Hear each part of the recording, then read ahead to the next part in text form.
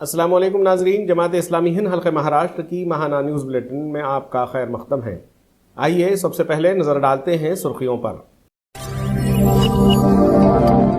کارکن سازی مہم علیکم بالجماعت کا ریاست بھر میں اہتمام کیا گیا۔ جماعت اسلامی ہند پوسد کا بلینکٹ بینک غربا و مساکین کے لیے بنا راحت کا ذریعہ۔ ہمیں اس ملک میں انسانوں کا نجات دہندہ بن کر ابھرنا ہے، نائب امیر جماعت اسلامی ایس امین الحسن کا عوام سے خطاب۔ اکولا میں سدبھاونا منچ کا قیام، راہل انگلے کو بنایا گیا صدر۔ محمد صلی اللہ علیہ وسلم کی سیرت و کردار کو اجاگر کرنے کے لیے پونا میں ثقافتی نمائش کا کیا گیا اہتمام۔ اور مالیگاؤں عائشہ نگر میں آگزنی کے حادثے میں متاثرین میں جماعت اسلامی کی جانب سے امداد کی تقسیم کی گئی۔ آئیے اب خبریں تفصیل کے ساتھ۔ تحریک اسلامی ملک عزیز میں فریض اقامت دین کے لیے کوشاں ہے۔ اقامت دین کے لیے درکار وسائل کی اس فہرست میں انسانی وسائل کو بنیادی اور کلیدی حیثیت حاصل ہے۔ اسی مقصد کے تحت جماعت اسلامی کی جانب سے کارکن سازی مہم بعنوان علیکم بالجماعت منائی جا رہی ہے۔ اس مہم کے ضمن میں ریاست مہاراشٹر کے مختلف مقامات، شہروں، گاؤں اور قصبوں میں مختلف پروگرامز جیسے جماعت کے مقصد و نصب العین اور تعارف پر مشتمل پروگرامز، خطابات عام، گیٹ ٹوگیدر، پرسنل ملاقاتوں کا اہتمام کیا جا رہا ہے، اور ملت اسلامیہ کو جماعت اسلامی ہند کا تعارف پیش کرواتے ہوئے اس میں شامل ہونے کی اپیل کی جا رہی ہے۔ ریاست مہاراشٹر اس وقت شدید سردی کی زد ہے۔ علاقے ودربھا اور مراٹھواڑہ میں شدید سردی کی لہریں محسوس کی جا رہی ہیں۔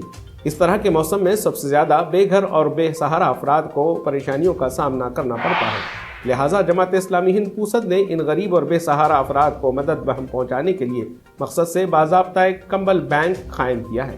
اب تک 70 سے زائد مستحقین کو کمبلیں پہنچائی جا چکی ہیں۔ مزید کام جاری ہے، جس کی ہر جانب سے ستائش کی جا رہی ہے۔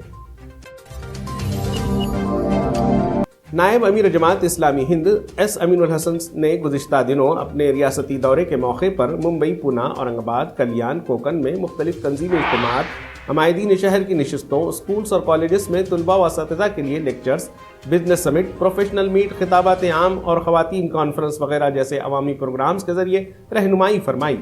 آپ نے اس موقع پر ملت کو اپنا مقصد وجود یاد دلایا۔ آپ نے فرمایا کہ ہمیں اس سے سکتی ہوئی انسانیت کے مسائل کو حل کرنے کے لیے آگے آنا چاہیے تاکہ ملک و ملت کو صحیح رخ دے سکیں۔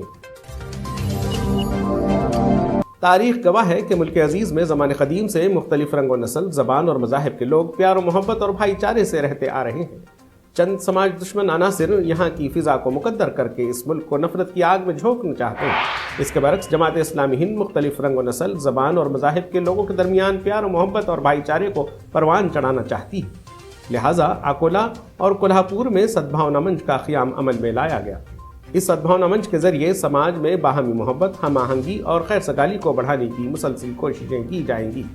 اکولا میں سدبھاونا منچ کے قیام کے اعلان کے ساتھ ساتھ منچ کے ذمہ داران کے ناموں کا اعلان بھی کیا گیا، جس میں صدر کی حیثیت سے راہل انگلے، نائب صدر اشوک پٹوکر، سبھاش ساتو، مفتی اشفاق قاسمی، ایڈوکیٹ سارنگ نکھاڑے، جبکہ ارکان کی حیثیت سے ڈاکٹر عروج احمد، سلیم الدین خان، سید وسیع اللہ پروشتم اوارے پاٹل، وجے کوسل، موہن کھڑسے، پنچ شیل گچ گھاٹے و دیگر افراد کے نام شامل ہیں۔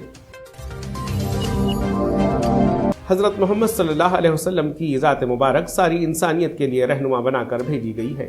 آپ کی 63 سالہ زندگی میں پیش آئے واقعات اور حالات کے بارے میں جن باتوں کو مسلمان جانتے ہیں، انہیں تمام بندگان خدا تک پہنچانا یہ ہماری اولین ذمہ داری ہے۔